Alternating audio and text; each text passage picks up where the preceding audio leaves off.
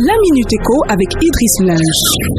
Idriss Linge qui est journaliste à l'agence Ecofin, l'agence spécialisée sur les questions d'économie et de finances. Avec lui, nous revenons sur cette eurobond qui fait beaucoup parler ici au Cameroun. Idriss Linge, bonjour. Bonjour Marcel et bonjour à tous vos auditeurs. Alors, le Cameroun vient donc d'obtenir de ses investisseurs, les investisseurs qu'il a sollicité, un montant de 1481,15 milliards de francs CFA.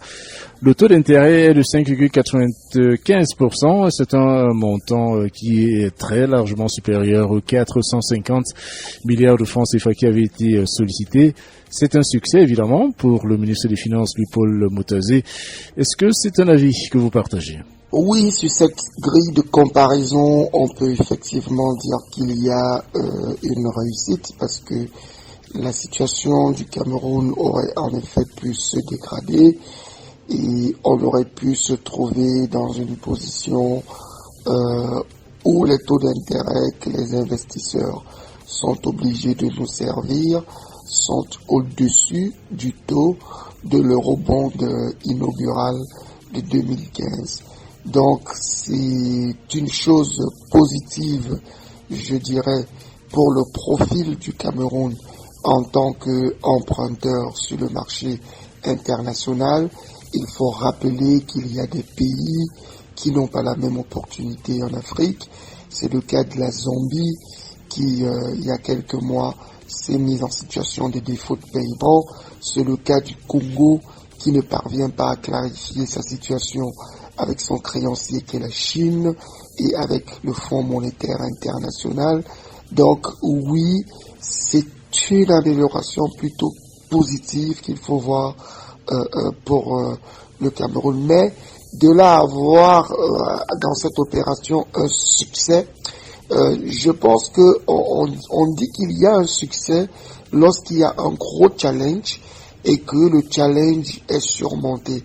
Mais dans le cas de la présente opération, nous, dans le cadre de l'agence Ecofin, nous voyons très bien que la tranche des taux d'intérêt aurait été autour de 5% et que la souscription dépasserait les 3 fois le montant souhaité, parce que déjà sur le marché financier de Dublin, où le REPCAM 2015, c'est-à-dire l'emprunt obligataire inaugural du Cameroun est coté, on voyait très bien depuis ces 4 derniers mois que la demande avait augmenté, que le prix, en fait la valeur faciale de cette eurobond avait atteint les 120% et que le rendement que les investisseurs étaient prêts à accepter était autour de 5,3%.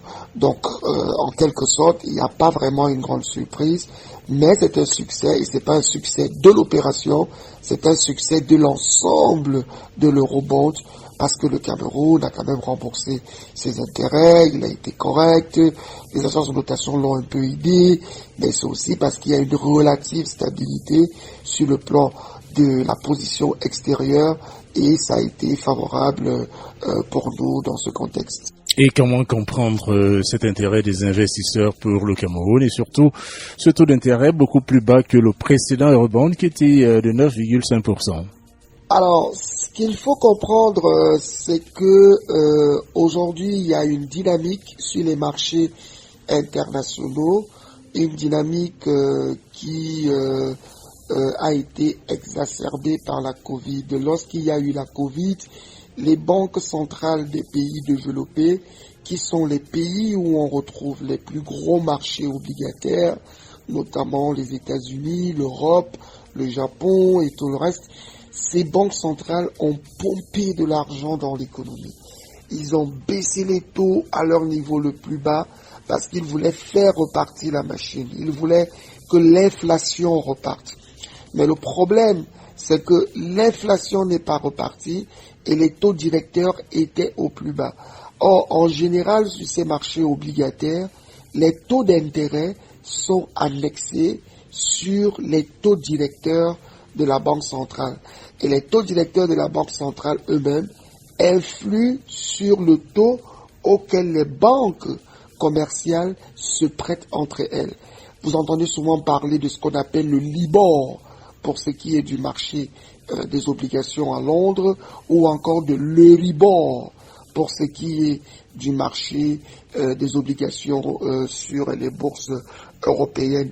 Donc du coup, si les taux d'intérêt sont bas, ça les intéresse pas. Ce qu'ils veulent, c'est de la rentabilité. Ce qu'ils veulent, c'est de la marge.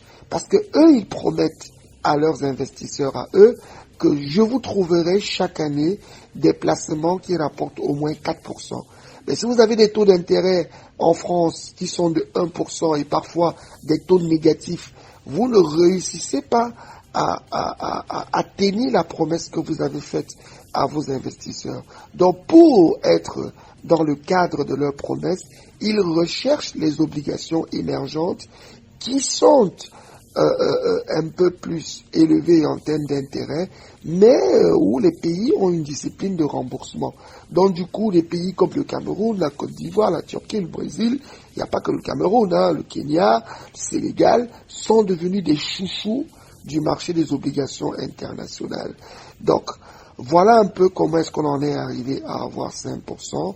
Et puis, tout pays qui essayait de ne pas avoir des difficultés sur le plan du remboursement de la dette, il pouvait intéresser les investisseurs et c'est comme ça que ça a marché pour le Cameroun. Donc vraiment pour nous, c'est pas une grosse surprise. Ça se dessine pratiquement depuis un an et demi, depuis un an, depuis la fin du mois d'avril, lorsque le Covid avait frappé l'incertitude sur tous les marchés.